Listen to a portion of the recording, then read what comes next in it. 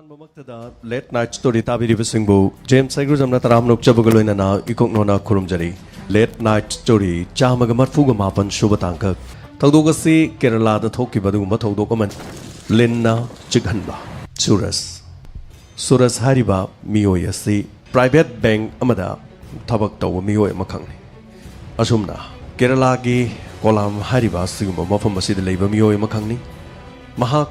ꯎꯠꯇ꯭ꯔꯥ ꯀꯧꯕ ꯅꯨꯄꯤ ꯑꯃꯒ ꯂꯨꯍꯣꯡꯈꯤꯔꯝꯃꯤ ꯎꯠꯇ꯭ꯔꯥ ꯍꯥꯏꯔꯤꯕ ꯅꯨꯄꯤ ꯑꯁꯤ ꯃꯁꯥꯒꯤ ꯑꯣꯏꯅ ꯋꯥꯈꯜ ꯈꯖꯤꯛꯇꯪ ꯃꯍꯥꯛ ꯑꯁꯤ ꯃꯤꯃꯥꯟꯅꯗꯕ ꯑꯗꯨꯒꯨꯝꯕ ꯁ꯭ꯇ꯭ꯔꯦꯁꯀꯤ ꯂꯩꯅꯥ ꯑꯃ ꯅꯥꯕ ꯑꯗꯨꯒꯨꯝꯕ ꯅꯨꯄꯤ ꯑꯃꯅꯤ ꯑꯗꯨꯕꯨ ꯅꯨꯄꯤ ꯑꯁꯤ ꯂꯨꯍꯣꯡꯂꯕ ꯃꯇꯨꯡꯗ ꯁꯨꯔꯁꯀ ꯃꯈꯣꯏꯅꯤ ꯂꯩꯃꯤꯟꯅꯔꯕ ꯃꯇꯨꯡꯗ ꯃꯍꯥꯛ ꯌꯥꯝꯅ ꯐꯔꯛꯈꯤꯔꯝꯃꯤ ꯑꯗꯨꯕꯨ ꯉꯥꯎ ꯐꯩꯗꯨꯅ ꯍꯦꯛꯇꯃꯛ ꯆꯠꯄ ꯑꯗꯨꯒꯨꯝꯕ ꯅꯨꯄꯤ ꯑꯃꯗꯤ ꯅꯠꯇꯦ ꯃꯈꯣꯏꯅꯤꯒꯤ ꯅꯨꯡꯁꯤꯔꯕ ꯃꯆꯥꯅꯨꯄꯥ ꯑꯃ ꯂꯩ ꯃꯆꯥꯅꯨꯄꯥ ꯑꯁꯤ ꯆꯍꯤ ꯑꯃ ꯑꯁꯨꯝꯅ ꯁꯨꯔꯝꯃꯤ ꯃꯈꯣꯏ 2018ꯒꯤ ꯑꯁꯤꯒꯨꯝꯕ ꯆꯍꯤ ꯑꯁꯤꯗ ꯂꯨꯍꯣꯡꯈꯤꯕꯅꯤ ꯃꯁꯤꯒꯤ ꯃꯇꯨꯡꯗ ꯇꯣꯉꯥꯟ ꯇꯣꯉꯥꯟꯕ ꯋꯥꯊꯣꯛ ꯀꯌꯥ ꯂꯥꯛꯈꯤ ꯂꯨꯍꯣꯡꯕ ꯃꯇꯝꯗ ꯂꯨꯄꯥ ꯂꯥꯈ 5 ꯀꯦꯁ ꯑꯣꯏꯅ ꯄꯤꯈꯤ ꯁꯅꯥ ꯂꯨꯄꯥ ꯃꯁꯤꯡ ꯂꯥꯛꯉꯝꯗꯅ ꯄꯤꯈꯤ ꯂꯣꯏꯅꯅ ꯃꯍꯤꯟꯗ꯭ꯔꯒꯤ ꯄꯤꯀꯞ ꯚꯦꯟ ꯑꯃꯁꯨ ꯃꯈꯣꯏꯒꯤ ꯁꯦꯜ ꯊꯣꯛꯅꯅꯕꯒꯤꯗꯃꯛ ꯑꯎꯟꯄꯣꯠ ꯑꯣꯏꯅ ꯍꯥꯞꯂꯛꯈꯤ ꯑꯗꯨꯕꯨ ꯍꯥꯏꯔꯤꯕ ꯂꯟ ꯊꯨꯝ ꯄꯤꯔꯤꯕ ꯑꯁꯤꯃꯛꯇꯗ ꯁꯨꯔꯖ ꯍꯥꯏꯔꯤꯕ ꯃꯤꯑꯣꯏ ꯑꯁꯤ ꯃꯍꯥꯛꯀꯤ ꯑꯄꯦꯟꯕ ꯍꯥꯏꯕꯗꯨ ꯑꯣꯏꯔꯝꯗꯦ ꯉꯥꯏꯍꯥꯛ ꯂꯩꯇ ꯃꯆꯥꯅꯨꯄꯤ ꯍꯥꯏꯕꯗꯤ ꯎꯠꯇ꯭ꯔꯥ ꯍꯥꯏꯔꯤꯕ ꯑꯁꯤꯒꯨꯝꯕ ꯃꯍꯥꯛ ꯑꯁꯤ ꯈꯖꯤꯛꯇꯪ ꯋꯥꯈꯜ ꯃꯥꯟꯅꯗꯕꯅ ꯃꯁꯥ ꯅꯨꯡꯉꯥꯏꯇ꯭ꯔꯦ ꯍꯥꯏꯕꯒꯤ ꯅꯃꯥꯗ ꯍꯦꯛ ꯃꯍꯥꯛꯀꯤ ꯃꯄꯥꯝꯗꯒꯤ ꯁꯨꯔꯖ ꯍꯥꯏꯔꯤꯕ ꯑꯁꯤꯅ ꯃꯍꯥꯛ ꯑꯁꯤꯅ ꯈꯨꯗꯣꯡꯆꯥꯕ ꯍꯦꯛ ꯂꯧꯔꯝꯃꯤ ꯑꯁꯨꯝꯅ ꯄ꯭ꯔꯥꯏꯚꯦꯠ ꯕꯦꯡꯀꯔ ꯑꯃ ꯑꯣꯏꯅ ꯊꯕꯛ ꯇꯧꯔꯕꯁꯨ ꯃꯍꯥꯛꯀꯤꯗꯃꯛ ꯄꯤꯔꯛꯂꯤꯕ ꯃꯍꯤꯟꯗ꯭ꯔꯒꯤ ꯑꯗꯨꯒꯨꯝꯕ ꯒꯥꯔꯤ ꯑꯗꯨꯅꯁꯨ ꯈꯔ ꯏꯃꯨꯡꯗꯨꯗ ꯃꯦꯟꯇꯦꯅꯦꯟꯁ ꯇꯧꯅꯅꯕꯒꯤꯗꯃꯛ ꯄꯤꯔꯛꯂꯤꯕ ꯒꯥꯔꯤ ꯑꯗꯨꯗꯒꯤ ꯁꯦꯜ ꯊꯨꯝ ꯈꯔ ꯐꯪꯂꯝꯃꯤ ꯑꯗꯨꯕꯨ ꯃꯍꯥꯛ ꯃꯁꯤꯅꯁꯨ ꯄꯦꯟꯕ ꯂꯩꯔꯝꯗꯦ ꯃꯁꯤꯒꯤ ꯃꯇꯨꯡꯗ ꯅꯣꯡꯃ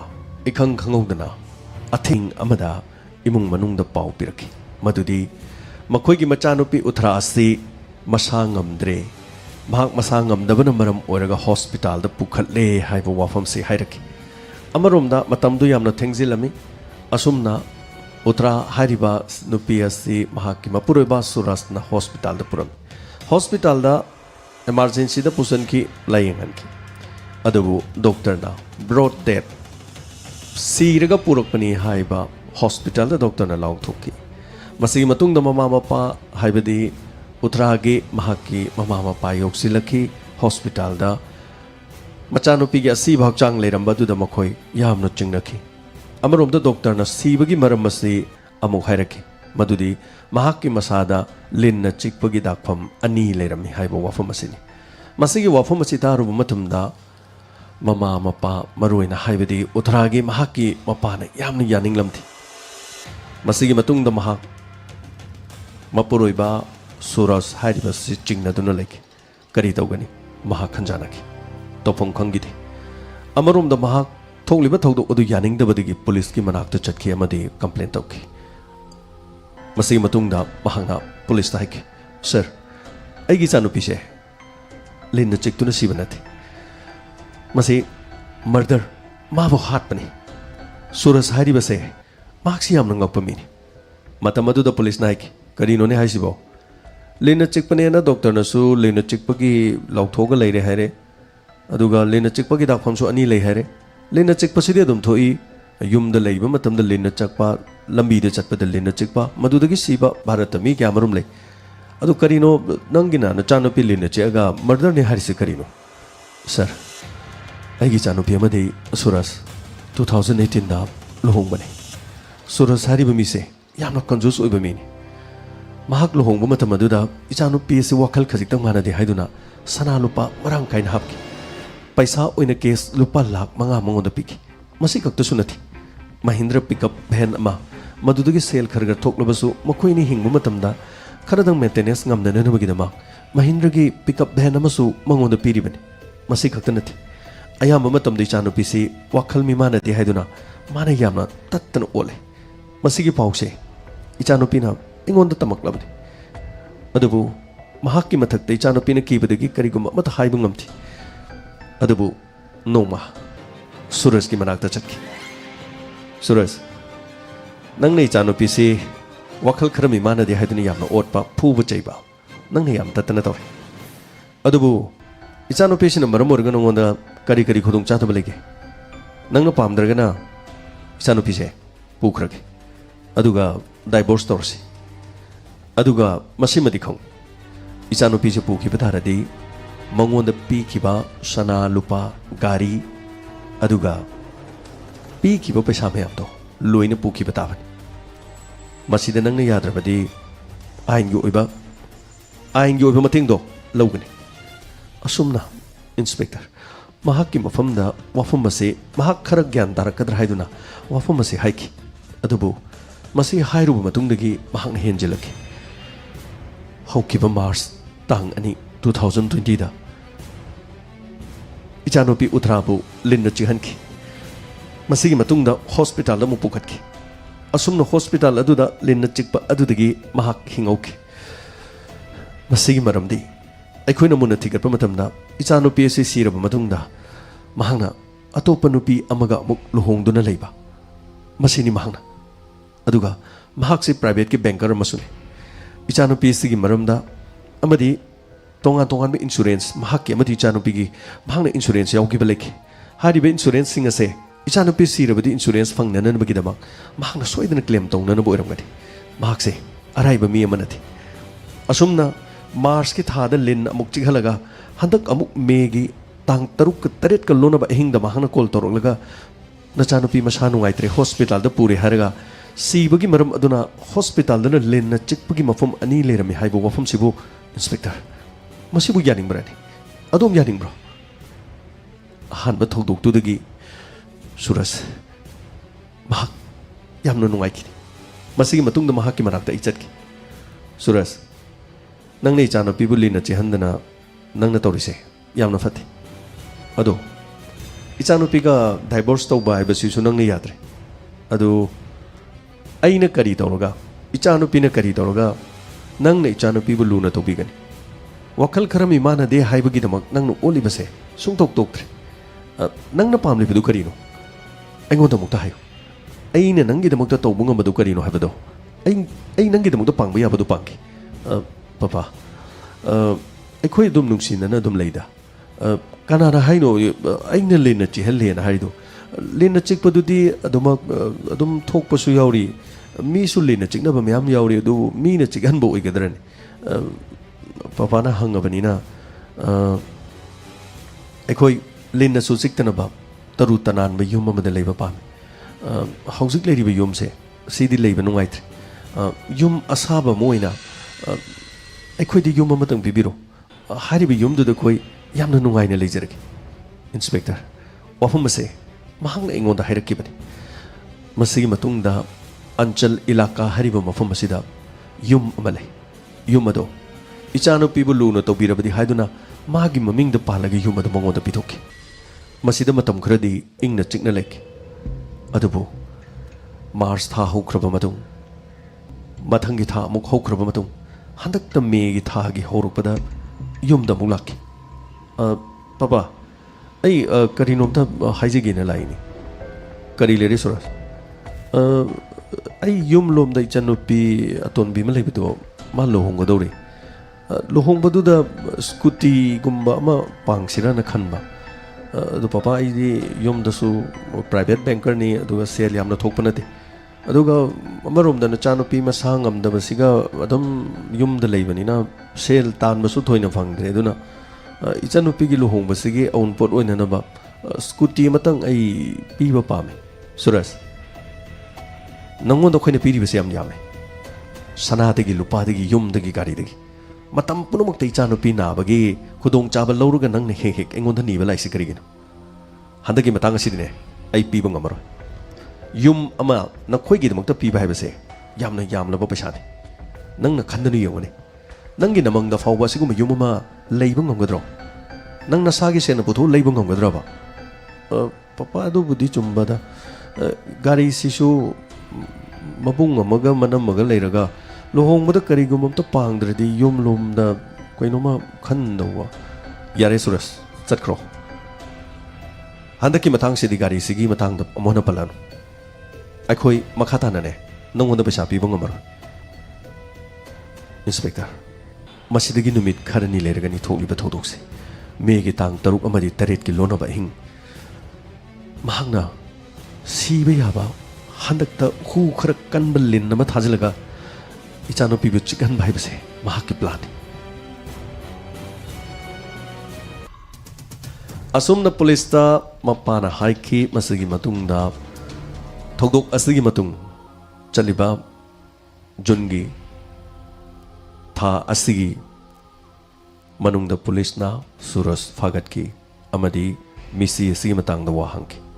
ꯃꯇꯝ ꯑꯗꯨꯗ ꯁꯨꯔꯖ ꯃꯍꯥꯛ ꯑꯁꯦꯡꯕ ꯋꯥꯐꯝ ꯑꯃꯗ ꯍꯥꯏꯔꯝꯗꯦ ꯂꯤꯟꯅ ꯆꯤꯛꯄꯅꯤ ꯃꯃꯥꯡꯒꯤꯗꯨꯁꯨ ꯂꯤꯟꯅ ꯆꯪꯉꯒ ꯆꯤꯛꯄꯅꯤ ꯍꯟꯗꯛꯀꯤꯗꯨꯁꯨ ꯌꯨꯝꯗꯨ ꯐꯠꯇꯕꯗꯒꯤ ꯂꯤꯟ ꯃꯍꯨ ꯀꯥꯕꯅ ꯂꯥꯛꯑꯒ ꯆꯤꯛꯄꯅꯤ ꯑꯗꯨꯕꯨ ꯃꯁꯤ ꯄꯨꯝꯅꯃꯛꯁꯤ ꯅꯦꯆꯔꯦꯜ ꯗꯦꯠꯅꯤ ꯍꯥꯏꯕ ꯋꯥꯐꯝꯁꯤ ꯃꯍꯥꯛꯅ ꯄꯨꯂꯤꯁꯇ ꯁꯨꯝꯅ ꯍꯥꯏꯈꯤ ꯑꯗꯨꯕꯨ ꯃꯁꯤꯒꯤ ꯃꯇꯨꯡꯗ ꯄꯨꯂꯤꯁꯅ ꯄꯨꯡ 3 ꯆꯪꯅ ꯂꯩꯔꯝꯂꯤꯕ ꯑꯣꯏꯔꯤꯕ ꯋꯥꯐꯝ ꯑꯗꯨꯒꯤ ꯀꯦꯁꯀꯤ ꯃꯄꯥꯅ ꯍꯥꯏꯔꯤꯕ ꯃꯌꯥꯝ ꯑꯗꯨ ꯄꯨꯂꯤꯁꯅ ꯂꯧꯁꯤꯜꯂꯕ ꯃꯇꯨꯡꯗ ꯊꯧꯗꯣꯛ ꯑꯁꯤꯗ ꯁꯨꯔꯖꯅ ꯁꯣꯏꯗꯅ ꯑꯣꯏꯒꯅꯤ ꯍꯥꯏꯕꯁꯤꯁꯨ ꯄꯨꯂꯤꯁꯅ ꯊꯥꯖꯕꯒ ꯂꯣꯏꯅꯅ ꯄꯨꯡ 3 ꯆꯪꯅ ꯋꯥꯍꯪ ꯄꯥꯎꯍꯪ ꯇꯧꯈꯤ ꯐꯨ ꯆꯩꯗꯅ ꯇꯧꯈꯤ ꯃꯗꯨꯒꯤ ꯃꯇꯨꯡꯗ ꯃꯁꯥ ꯃꯊꯟꯇ ꯄꯨꯂꯤꯁꯀꯤ ꯆꯩꯐꯨ ꯈꯥꯡꯕ ꯉꯝꯗꯕꯗꯒꯤ ꯃꯍꯥꯛ ꯍꯥꯏꯗꯣꯔꯛꯈꯤ ꯃꯥꯅ ꯏꯟꯁꯄꯦꯛꯇꯔ ꯑꯩꯅ ꯊꯧꯗꯣꯛꯁꯦ ꯑꯩꯅ ꯊꯣꯛꯍꯟꯕꯅꯤ ꯑꯩꯅ ꯄꯤꯌꯨ ꯍꯥꯏꯕꯁꯤꯡ ꯃꯈꯣꯏꯅ ꯄꯤꯌꯨ ꯍꯥꯏꯕꯗꯤ ꯌꯥꯗꯦ ꯃꯆꯥꯅꯨꯄꯤ ꯑꯉꯥꯎꯕꯤ ꯑꯃ ꯑꯩꯒ ꯂꯩꯃꯤꯟꯅꯔꯤꯕꯁꯦ ꯃꯈꯣꯏꯅ ꯀꯔꯤꯃꯇ ꯈꯪꯗꯦ ꯑꯩꯁꯨ ꯃꯥꯡꯂꯤꯕꯅꯤ ꯃꯈꯣꯏꯒꯤ ꯃꯁꯥ ꯉꯝꯗꯕꯤ ꯃꯆꯥꯅꯨꯄꯤꯁꯤꯒ ꯂꯩꯃꯤꯟꯅꯕꯗꯒꯤ ꯑꯩꯁꯨ ꯑꯋꯥꯕ ꯑꯃ ꯑꯣꯏꯔꯤꯕꯅꯤ ꯍꯥꯏꯕꯁꯦ ꯃꯈꯣꯏꯒꯤ ꯃꯃꯥ ꯃꯄꯥꯅ ꯈꯪꯗꯦ ꯑꯗꯨꯅ ꯃꯈꯣꯏꯅ ꯑꯩꯕꯨ ꯁꯤꯡꯅꯗꯨꯅ ꯑꯗꯨꯃꯛ ꯃꯁꯤꯒꯤ ꯃꯇꯨꯡꯗꯒꯤ ꯑꯩꯅ ꯈꯟꯈꯤ ꯃꯆꯥꯅꯨꯄꯤ ꯑꯁꯤ ꯃꯍꯥꯛ ꯁꯤꯔꯕꯗꯤ ꯑꯩ ꯑꯇꯣꯞꯄ ꯅꯨꯄꯤ ꯑꯃ ꯂꯧꯔꯒ ꯑꯩ ꯂꯨꯍꯣꯡꯒꯦ ꯍꯥꯏꯅ ꯈꯟꯈꯤ ꯑꯗꯨꯕꯨ ꯃꯗꯨꯒꯤ ꯄ꯭ꯂꯥꯟꯗꯣ ꯑꯍꯥꯟꯕ ꯑꯩꯅ ꯄꯥꯡꯊꯣꯛꯄꯗꯨ ꯐꯦꯜ ꯑꯣꯏꯈꯤ ꯑꯩ ꯅꯨꯄꯤꯗꯨ ꯄꯥꯝꯗ꯭ꯔꯕꯗꯤ ꯅꯪ ꯗꯥꯏꯚꯣꯔꯁ ꯇꯧ ꯌꯥꯗ꯭ꯔꯣ ꯑꯩꯅ ꯄꯤꯔꯤꯅꯦ ꯗꯥꯏꯚꯣꯔꯁ ꯇꯧꯔꯕꯗꯤ ꯅꯨꯄꯤꯗꯨꯒ ꯅꯪꯒ ꯀꯥꯏꯅꯒꯅꯤ ꯑꯗꯨꯕꯨ ꯅꯪꯅ ꯃꯄꯥꯗꯨꯅꯁꯨ ꯗꯥꯏꯚꯣꯔꯁ ꯇꯧꯁꯤ ꯍꯥꯏꯗꯨꯅ ꯂꯥꯛꯄ ꯃꯇꯝꯗ ꯁꯅꯥ ꯂꯨꯄꯥ ꯁꯦꯜ ꯊꯨꯝ ꯒꯥꯔꯤ ꯃꯗꯨ ꯄꯨꯝꯅꯃꯛ ꯄꯨꯔꯒ ꯆꯠꯈ꯭ꯔꯕꯗꯤ ꯅꯪꯒꯤ ꯅꯈꯨꯠꯇ ꯎꯐꯨꯜ ꯃꯔꯤꯛ ꯑꯃ ꯐꯥꯎꯕ ꯂꯩꯍꯧꯔꯣꯏ ꯍꯥꯏꯗꯨꯅ ꯅꯨꯄꯤ ꯑꯗꯨꯒꯤ ꯂꯟ ꯊꯨꯝꯗꯨ ꯄꯥꯝꯕꯗꯒꯤ ꯅꯪꯅ ꯊꯕꯛꯁꯤꯡ ꯑꯁꯤ ꯆꯠꯊꯔꯤꯕ ꯅꯠꯇ꯭ꯔꯣ ꯍꯥꯏꯌꯨ ꯅꯪ ꯕꯦꯡꯀꯔ ꯑꯃꯁꯨ ꯑꯣꯏ ꯍꯥꯏ ꯅꯪꯒꯤ ꯅꯨꯄꯤꯁꯤ ꯁꯤꯔꯕ ꯃꯇꯨꯡꯗ ꯏꯟꯁꯨꯔꯦꯟꯁꯇ ꯂꯨꯄꯥ ꯀꯌꯥ ꯐꯪꯒꯗꯕ ꯂꯩ ꯍꯥꯏꯌꯨ ꯍꯥꯏꯌꯨꯅꯦ ꯏꯟꯁꯄꯦꯛꯇꯔ ꯑꯩ ꯑꯍꯥꯟꯕꯒꯤ ꯊꯧꯗꯣꯛ ꯑꯗꯨꯗ ꯃꯥꯏ ꯄꯥꯛꯈꯤꯗ꯭ꯔꯕ ꯃꯇꯨꯡꯗ ꯑꯅꯤꯁꯨꯕꯒꯤ ꯑꯩꯅ स्कूटी पियो हाइदुना चटखिबा मतमनो मपाना इबु यामना थिना nganglगा इकाइबा पिरखे अदबो मसिगी मतुंगदगिदि अमुखना पांगथोकदोरबा प्लान असिददि हंदक केसदि महाकपु सीबा हाइबसिदा अइना प्लान अमा तौके मसिगी मतुंगदा सुरेश कौबा स्नेक कैचर लिन फाबा मियोय अमखकले महाकी मनाक्ता चतुना ममांगदसु अइना लिन अदु लेखिबने हंदक केसदि महु खरा कनक कनबा लुपा लिसिंग अनि रोम पिबा कोबरा लिन अमा इना लेदुना लाके अदुगा थबक असि अइना पांगथोकननबगिदमक सेम साके अहानबगिदसु मपाना डाइवोर्स तौगनी हाइदुना लाकु मतम अदुदा मार्च थादा अइना लिन चहनबदा महाक सिखिदबने अदुबु अकोनबगी असिदा स्कूटी लेयु यादबगी मतंग असिददि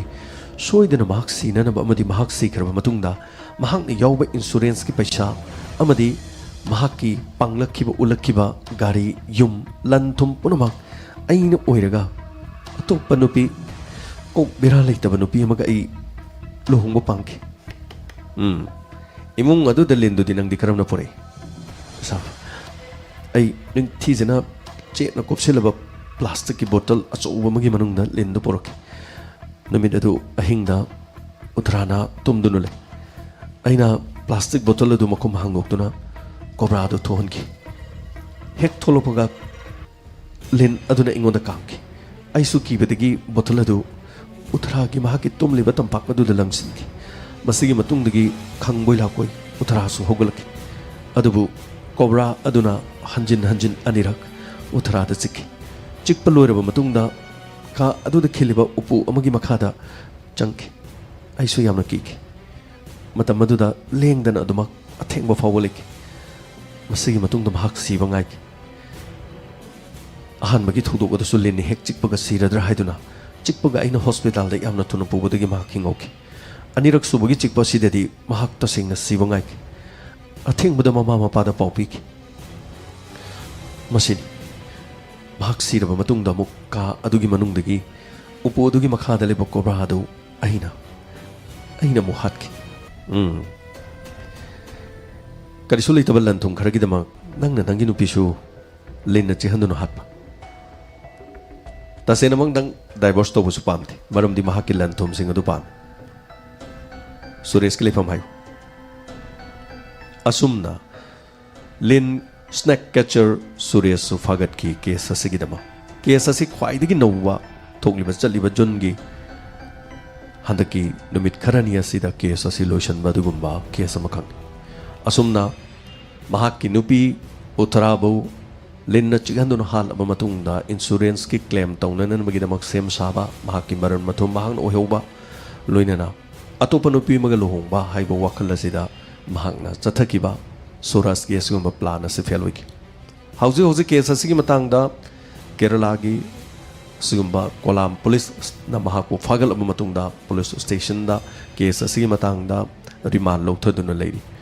मखाताबा पुलिस ना महाकी मथक्ता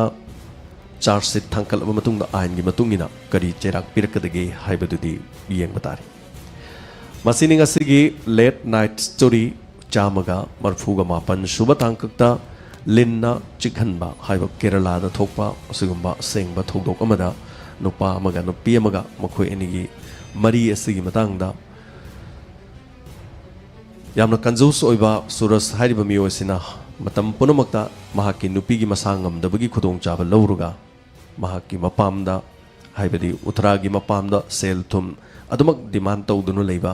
ममई थंगदा महांग हाइबे याद्रगना उत्तराबो हातनबो होनबदा लिन्ना अनिरक चिखनखिबा असिगुम थौदोक असि असुमना मेगी तांग तरुक तरेत की लोनबा अहिंगदा लिन्ना चिहनखी अमदी जुनगी चलिबा असिगी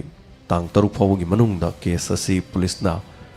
सुरस पुफादनो कस्टडी दे थंबदुगुम केस अमखंग मसिगी केस असि ताबिरगा दोंगी थमोइदा करी फाविबगे अफबत मोलोक्सन बियो फत्तबदि नाकंदा थंबियो चामगा मरफुगा मापन सुबह तांकक मतंग असि लोइसिनजरे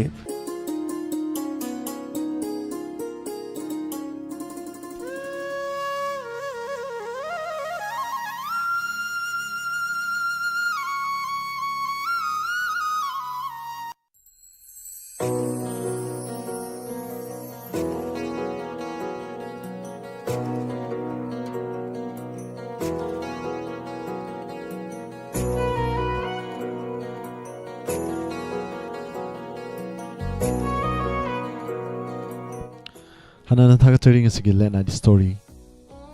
Chamaga marfu mapan suba tangkak tabiriba amadi konjel oina tabiriba singbu Hanana Thakatari biberkba feedback amadi kamenching pathuk chage Madam Susila ima ibam halning tokong Hanana Thakatari Nisan Ketrumeyum Taram Lokchari MM Julie Saha Bijya Hawaibam Hanana Thakatari Madam Rena Toijam Sarug Yabiriba Singh Hanana Thakatari Nihasani Sir James Thakatari Hana Tapire Loinana Taramasi Makacha Zarakpada Lantok Chagani Inspector Tegi and Obe episode listening on Magatonga Nifuga Nipan Lantok Chadringi Mangoina Isayamatang Mampuna Taminasi Kudol Tamzage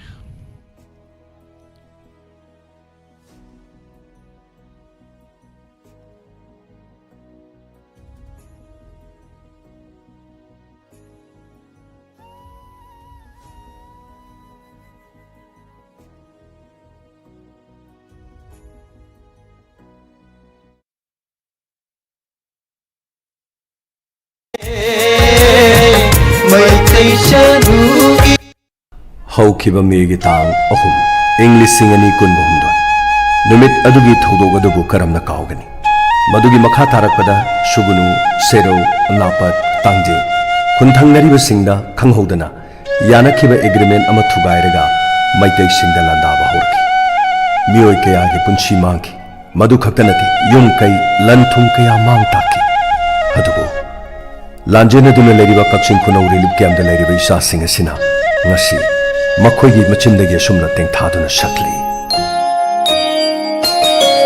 Charulante tu khulagle wakalan mau celagle Charulante tu khulagle wakalan mau celagle Hauro mikap thoklo nong sare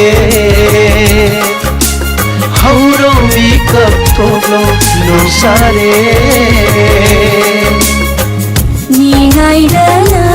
tungkul talemu Ni ngai dana tungkul talemu Charulante tu khulagle khulagle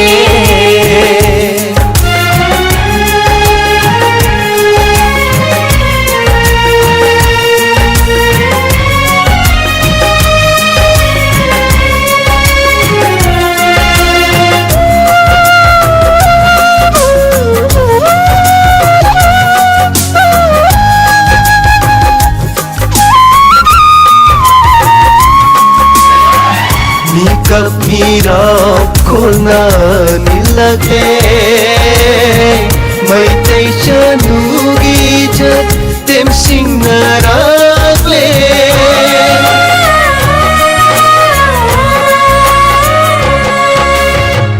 Mikap mirap khulna nilage Maitai chanugi jat tem sing naragle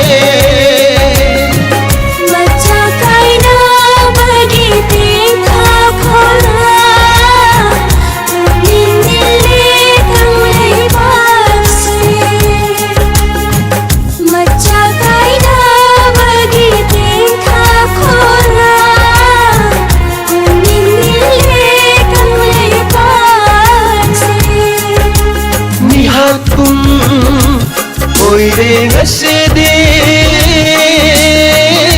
sahing chab singi mihat pung Oireng asede sahing chab singi Ni ngai dana tungkul talemu Ni ngai dana tungkul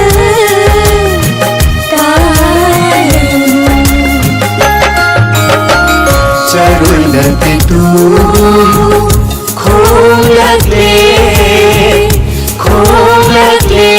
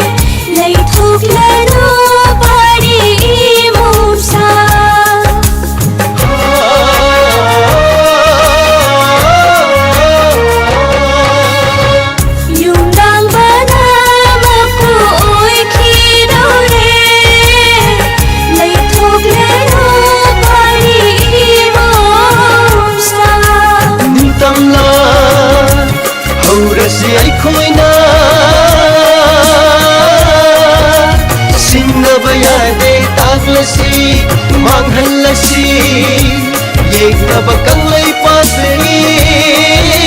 Lag mau may tay nong sare Nintang la Haura sila'y ko'y na Sing na bayade taglasi Maghalasi Yig na bakang lay pasay Lag mau may tay nong sare Ni ngai dana tungkul talemu Ni ngai dana tungkul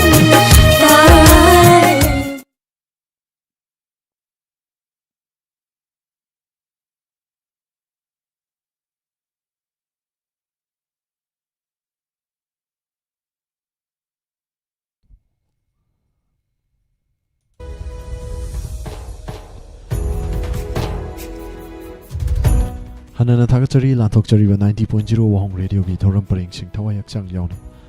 khonjal loina visual loina michang tabiriba amadi tabiriba sing hanana thakachari aten break amagi matung Lanthokcharaga ni inspector toyai lising amaga chonga nifu nipan suba angam bagi makha chathajarakpada poloida nipan suba mayam puna sarugyaminasi Vivirakliba feedback amadi comment sing asi yoinari Pathokchar roi Pongchante Kumar Reno Toijam Hanana Thakachari sarug yabiru pumna ku asi yoina late night story gi comment pazar roi Next page ta YouTube ta laibiriba amadi Facebook ta laibiriba singna inspector ta gi anov episode ki damak sarug yaminasi yahaki yoinari pumna maktagi Lapthokchari pumna pu Surjit Kumanchana khurumjari